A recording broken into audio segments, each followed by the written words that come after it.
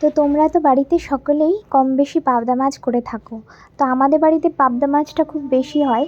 তো পাবদা মাছ যেহেতু একটু বেশি তেল ছাড়ে, তো আমাদের খুব অল্প তেলে আজকে তোমাদের কিভাবে পাবদা মাছটা করব সেটা দেখাচ্ছি। প্রথমেই আমি একটা টিস্যু পেপার নিয়ে নেব।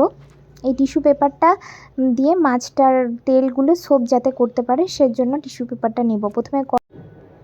প্রথমেই আমি কড়াইয়ে মাছগুলো দিয়ে দিচ্ছি। মাছগুলো ভালো করে ভেজে নিচ্ছি। ভাজা হয়ে গেলে মাছগুলোকে আমি একটা টিস্যু পেপারের উপরে রাখতে দিচ্ছি, যাতে ভালো করে তেল সোপ করে নিতে পারে। এরপরে জিরে ফোড়ন দিয়ে পেঁয়াজ, আলু, লঙ্কা সব কিছু, টমেটো, আদা দিয়ে ভালো করে কষিয়ে নেব।